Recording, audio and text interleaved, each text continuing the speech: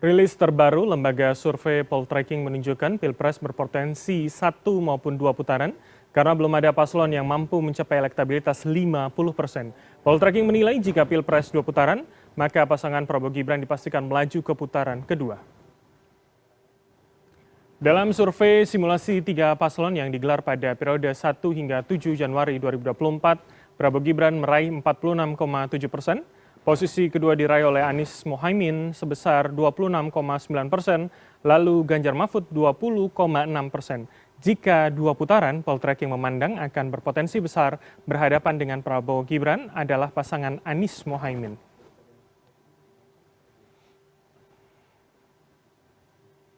Sementara indikator politik Indonesia mengungkapkan hasil survei elektabilitas calon presiden 2024 yang terbaru dan dalam survei top of mind, capres nomor urut 2 Prabowo Subianto unggul dibandingkan dengan Anies dan juga Ganjar. Hasil yang tak jauh berbeda juga diperoleh dari hasil survei LSI dan IJA yang menempatkan pasangan Prabowo Gibran mengungguli 2 pasangan capres lainnya.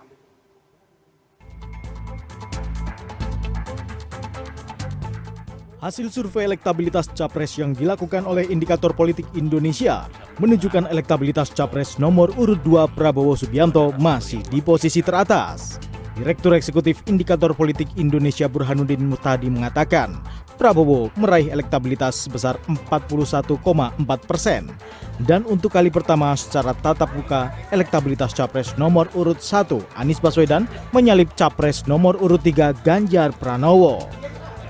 Dan dari data kita tahu ternyata Prabowo sekarang sudah konsisten memuncaki klasemen survei berdasarkan simulasi top of mind dengan perolehan 41%. Disusul, nah ini survei kali pertama kita secara tatap muka di mana Anies secara top of mind menyalip Ganjar Prabowo dengan perolehan 23 dibanding 20,6%.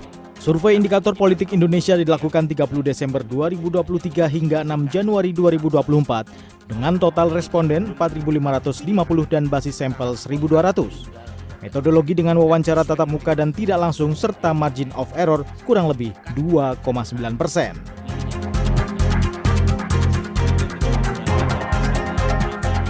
Hasil yang tak jauh berbeda juga didapatkan dari hasil survei LSI dan IJA.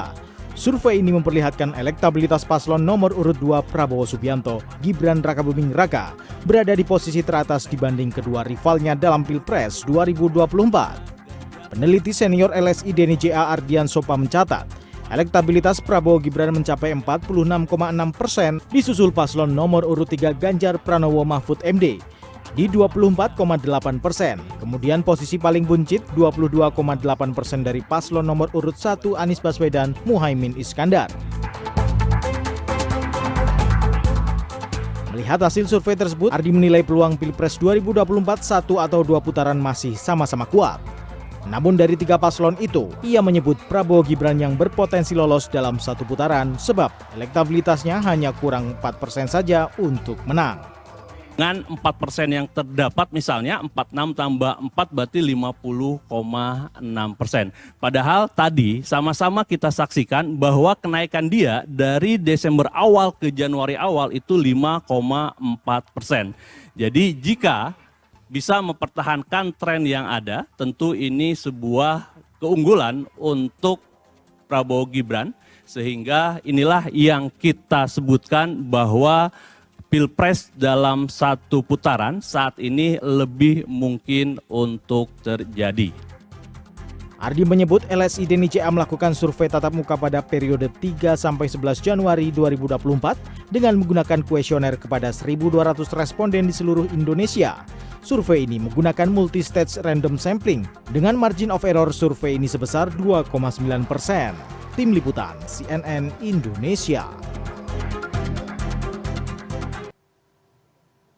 Kurang dari 1 bulan pelaksanaan pencoblosan Pilpres dan juga Pemilu 2024 yang akan berlangsung, Dengan sejumlah survei yang dirilis belakangan ini menunjukkan adanya jarak elektabilitas antara paslon nomor urut 2 yang jauh lebih unggul dibandingkan dengan rivalnya, yakni Anies Mohaimin serta Ganjar Mahfud. Lalu, relevankah narasi satu putaran yang kemudian belakangan makin kencang disuarakan? Apakah ini akan mungkin terjadi atau akan sulit dicapai ketika masih belum mencapai 50%? Dan untuk membahas serta menganalisanya, sudah bersama kami di studio pertama peneliti utama Indikator Politik Indonesia, Mas Kennedy Muslim. Selamat malam Mas Kennedy, apa kabar?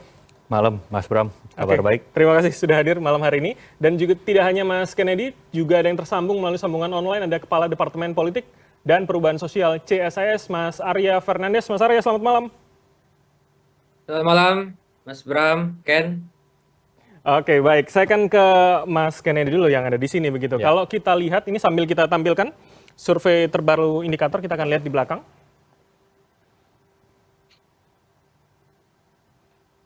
Oke, ini yang terbaru dari survei indikator yakni Prabowo Gibran ada di angka 45,79, kemudian di posisi kedua ada Anies Mohaimin 25,47 dan juga Ganjar Mahfud 22,96. Nah, ini langsung kita tampilkan, kami merangkumkan juga data tren survei masih dari indikator.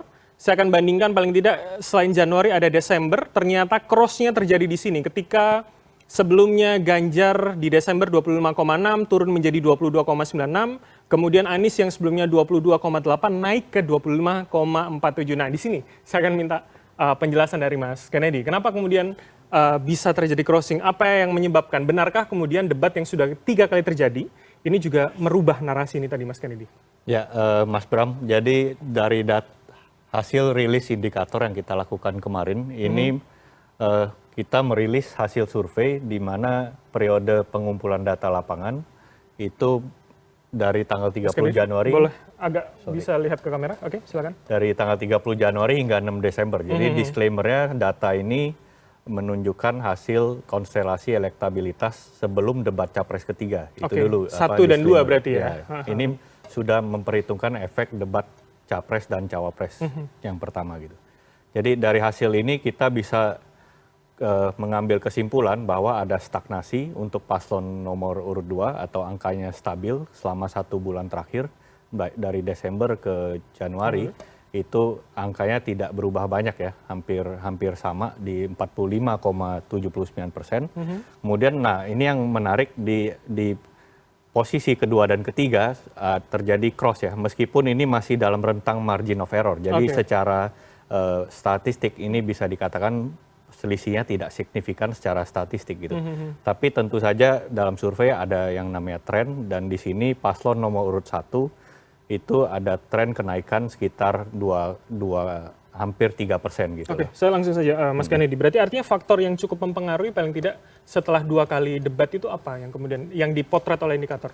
Ya, kalau kita melihat dari data per 6 Januari kemarin, kita bisa mengambil kesimpulan sementara berdasarkan debat pertama dan kedua bahwa dinamika elektabilitas karena efek debat itu tidak lebih dari 3% gitu maksudnya.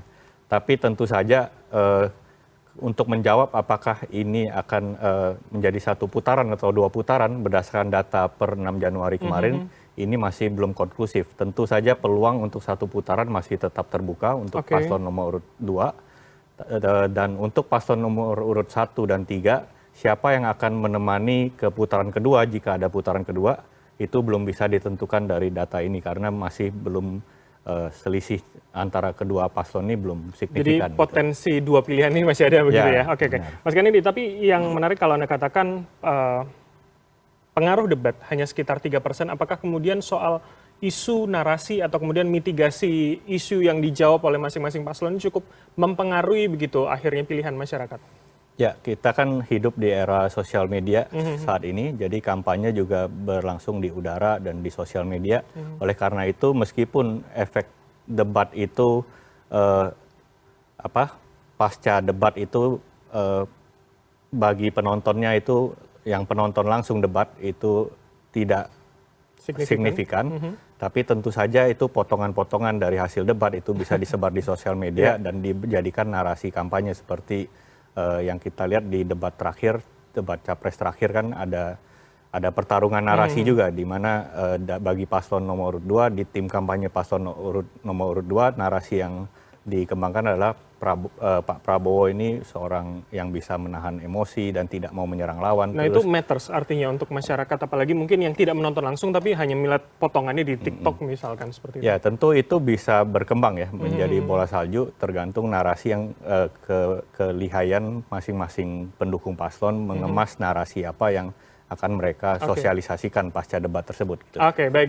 Saya ke Mas Arya kalau begitu. Mas Arya, sebelum saya tanyakan soal mana yang lebih mungkin satu atau kemudian dua putaran, saya ingin ke soal pasca debat terlebih dahulu. Kita pernah membahas itu, kemudian Anda mengatakan paling tidak ini cukup berpengaruh begitu. Bagaimana Anda melihat soal elektabilitas ketika 26 hari menjelang pencoblosan? Apakah memang masih akan menunggu hingga debat kelima, atau kemudian hari ini yang sudah ada dalam banyak lembaga survei itu jika berubah pun tidak akan terlalu banyak begitu, Mas Arya? Baik, Mas Bram. Jadi saya kira waktu yang paling tepat dan paling presisi untuk kita bisa mengukur ya atau memprediksi kecenderungan apakah akan satu atau dua putaran itu mungkin baru bisa dilakukan dengan baik setelah debat terakhir yang akan dilaksanakan di 4 Februari 2024 ya. Nah, karena selain debat juga ada beberapa aktivitas-aktivitas krusial yang mungkin saja itu juga punya pengaruh dalam menentukan putusan akhir pemilih. Misalnya kampanye akbar ya. Kampanye akbar itu baru akan dimulai pada 21 Januari nanti per zona, ada 3 zona. Dan kalau kita ingat pada tahun 2014 itu di menit-menit terakhir menjelang hari pemungutan suara atau menjelang masa masa tenang itu ada kampanye salam 2 jari. Dan ketika 2 hari sebelumnya juga ada viral sekali di media ketika itu Sherina Munaf men-tweet dan menjadi viral soal akhirnya milih Pak Jokowi. Nah, jadi saya sejak awal percaya betul bahwa debat itu akan punya tempat yang strategis dan penting di hati pemilih. Ya. Sejak awal, terutama sejak CSIS melakukan rilis di 27 September ketika itu, kita menyadari bahwa dan menyatakan bahwa debat itu akan punya efek strategis dan akan punya efek penting ya. Nah, kenapa debat itu punya efek penting? Karena dia menjadi salah satu referensi utama orang untuk menentukan putusan akhirnya. Orang-orang yang masih mungkin berubah dan orang-orang yang belum mantap dan masih ragu-ragu dengan pilihannya itu akan betul-betul menunggu debat. Seberapa besar efeknya tentu bisa jadi berbeda-beda. Kalau saya meyakini efek debat itu pada titik optimal maksimal bisa 7%. Pada titik yang optimal gitu. Nah, jadi makanya kalau kita lihat yang terjadi hari-hari ini relatif isu kampanyenya tidak ada yang baru, sama aja masing-masing kandidat. Pergerakan kampanyenya mungkin ada yang berubah, ada yang sama, ada yang bertambah gitu ya. Tapi ada yang baru itu debatnya. Jadi apa yang menunjukkan kenaikan, stagnasi, atau perubahan itu, mungkin menurut saya yang paling mampu menjelaskan saat ini adalah pertama tentu debat. Jadi debat itu mampu menjelaskan kenapa ada kandidat yang berpotensi stagnan, ada yang naik, dan ada yang turun. Yang kedua menurut saya adalah inovasi ya, inovasi kampanye ya. Kan kita bisa lihat misalnya dari 3 pasangan calon ini, mana yang terjadi inovasi kampanyenya yang tiap hari mengalami perubahan. Mana yang kampanyenya juga tidak berkembang. Mas Arya. Jadi itu juga naik turunnya suara ya. Saya masuk di situ berarti. Artinya mana yang lebih dominan hari ini bisa mempengaruhi? Apakah kemudian soal mitigasi narasi tadi yang kemudian bisa kemudian di-maintain oleh masing-masing paslon dan juga tim, atau kemudian turun ke darat artinya bertemu dengan grassroots itu masih akan lebih masif untuk kemudian bisa mendongkrak atau merubah elektabilitas paling tidak? Ya, saya kira sekarang ini kan masa-masa di mana masing-masing calon berburu waktu ya. Pak Prabowo berburu waktu supaya bisa lolos satu putaran dengan sekitar 45%. Ditambah ada potensi terjadi stagnasi gitu ya. Sementara Pak Anies dan Pak Ganjar berburu untuk bisa lolos menemani Pak Prabowo bila terjadi 2 putaran. Nah, apa yang menentukan? Saya kira ada 3 hal ya. Yang pertama, debat. Dan saya meyakini betul bahwa debat punya efek yang cukup penting untuk menentukan putusan akhir pemilih. Pemilih mungkin sudah punya putusannya, tapi ketika dia betul-betul mantap, dia akan mereferensi debat. Yang kedua, inovasi kampanye ya. Inovasi kampanye itu juga menentukan apakah orang akan mantap atau mengubah pilihannya. Kalau tidak ada inovasi, kampanyenya begitu-begitu saja, bahkan layu sebelum berkembang, itu juga orang akan mengalihkan dukungannya pada kandidat lain. Baik. Yang ketiga, ya tentu soal kampanye di sosial media. Ya. Yang terakhir mungkin soal soliditas partai. Kita lihat misalnya beberapa kandidat yang naik atau turun itu juga terjadi menunjukkan betapa misalnya beberapa partai pendukungnya mungkin belum optimal dalam mendukung. Gitu. Atau mungkin ini ya, apa namanya, migrasi tokoh begitu ya, yang paling tidak dalam sebulan ini kita lihat ini cukup gencar sering terjadi. Oke, saya tanyakan ke Mas Kennedy kalau begitu. Jadi artinya kemudian dengan banyak, paling tidak ada Khofifah, ada Marwah Sirait, kita tahu begitu, itu penebalan seperti itu akan mampukah meningkatkan stagnansi elektabilitas dari Prabowo yang dari Desember ke Januari kurang lebih itu masih sama, Mas Kennedy? Kalau saya melihat yang akan menentukan apakah pilpres berlangsung 1 putaran atau 2 putaran bagi masing-masing calon itu ada 3 hal juga gitu. Pertama tentu efek debat masih ada berlangsung, akan masih tersisa 2 debat lagi, 1 debat cawapres dan debat capres. Kemudian kedua, saya melihat approval Jokowi akan berpengaruh di sini, karena kita tahu Pak Jokowi sudah semakin tegas menunjukkan arah dukungannya kepada paslon nomor urut 2 belakangan ini. Kemudian juga ditambah dengan ya tadi seperti Mas Bram bilang, Bang Ara Sirait baru-baru ini mendeklarasikan diri berpindah dari partai lamanya PDIP ke bergabung dengan kubu 02 TKN. Itu kan juga seperti memberi cue kepada loyalis Jokowi yang masih tersisa di PDIP untuk mengikuti langkahnya gitu. Dan itu masih ada potensi untuk masih ada tersisa aliran migrasi pendukung Jokowi yang masih ada di PDIP, itu masih potensial untuk berpindah gitu. Ketiga, tentu saja turnout rate yang jangan dianggap remeh gitu. Karena turnout rate ini akan sangat berpotensi menentukan 1 putaran atau 2 putaran. Turnout rate ini tingkat partisipasi dari pendukung masing-masing calon sendiri yang untuk datang ke TPS di hari H. Pak Prabowo saat ini diuntungkan oleh keunggulannya yang sangat dominan di kalangan Gen Z gitu. Itu keunggulan Pak Prabowo. Tapi jangan salah, ada tantangan juga. Biasanya Gen Z kalau berdasarkan data-data exit poll kami di pemilu-pemilu sebelumnya, itu tingkat partisipasinya cukup rendah di bawah rata-rata nasional. Itu tentu menjadi tantangan juga bagi Pak Prabowo. Ya, saya terakhir wawancara dengan Mas Burhan, beliau mengatakan Gen Z milenial paradoks begitu ya, jumlahnya banyak tapi partisipasinya ternyata tidak sebanding. Tapi yang saya ingin masuk adalah soal ini, Mas Kennedy. Anda mengatakan approval Pak Jokowi masih tinggi. Anggaplah masih di angka 74-75 begitu hari, atau mendekati 80 lah. Tapi kemudian dengan elektabilitas Prabowo Gibran yang masih 45, artinya kan ini tidak secara utuh tertransfer begitu. Apa yang kemudian menyebabkan, paling tidak dalam survei Anda begitu, dan adakah kemudian approval rating itu yang akhirnya berpindah tidak hanya ke Prabowo Gibran? Kalau kita lihat dari data kita itu cukup clear ya, maksudnya mereka yang puas kepada Jokowi kan dominan sudah di Pak Prabowo gitu, 50% gitu. Tapi tentu saja ini masih ada juga yang ada di Mas Anies 10%, di Mas Ganjar sekitar 40% gitu. Dan begitu juga dengan basis Jokowi Maruf Amin gitu loh.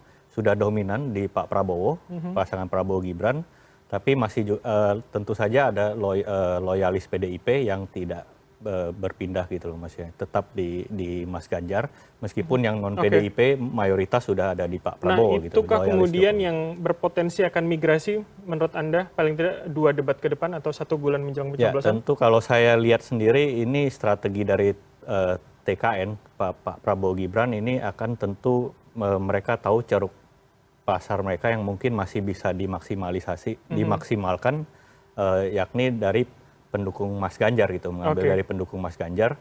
Tapi begitupun juga mengandalkan approval Presiden Pak Jokowi, karena semakin orang populer Pak Jokowi tentu saja semakin besar dukungan yang potensial untuk berpindah kembali calon bermigrasi yang kepada asosiatif tadi ya, kepada asosiatif 02. Oke. 02. Baik, terakhir saya ke Mas Arya. Mas Arya, singkat saja. Jadi artinya dengan kondisi hari ini mana yang lebih mungkin? Apakah stagnansi pada 02 masih akan bertahan dan artinya kenaikan ada di 1 atau 3, atau kemudian terbalik 1 dan 3 akan menjadi turun dan angka 45 ini bisa menjadi 50 plus sekian misalkan. Mana yang lebih mungkin menurut Anda dan CSIS? Saya kira saya belum bisa jawabnya sekarang karena kita masih harus menunggu 2 debat terakhir ya. Terutama yang paling krusial tentu debat terakhir di 4 Februari yang hanya beberapa hari sebelum sekitar 10 hari sebelum waktu pemilihan. Nah, yang kedua juga saya kira adalah yang paling menentukan juga apakah akan terjadi satu putaran itu adalah seberapa perform ya kandidat tersebut dalam debat dan seberapa program-programnya itu juga menarik bagi pemilih. Yang ketiga, saya kira faktor Pak Jokowi seperti yang tadi Kennedy disampaikan, menurut hemat saya kontribusi elektoral Pak Jokowi pada Pak Prabowo itu sudah pada level yang optimal, sekitar 10%-an gitu ya. Dia nggak bertambah lagi dan nggak juga berturun gitu ya. Jadi memang Pak Prabowo harus mencari 45% suara baru untuk bisa tembus satu putaran. Nah, itu sementara dari Anies dan Pak Ganjarnya juga mengalami tren kenaikan ya, terutama Pak Anies gitu ya. Baik, itu menjadi PR paling tidak ya, kerja-kerja politik 5-6% itu ya, yang kita akan lihat apakah bisa tercapai atau tidak, atau kemudian akan terjadi 2 putaran dengan berbagai skema yang kemudian sudah kita bicarakan. Terima kasih atas waktu Anda. Pertama ada Mas Arya Fernandes, Kepala Departemen Politik CSIS, dan kemudian Mas Kennedy Muslim, peneliti utama Indikator Politik Indonesia telah bergabung bersama kami. Selamat malam, sehat selalu Mas Kennedy dan juga Mas Arya.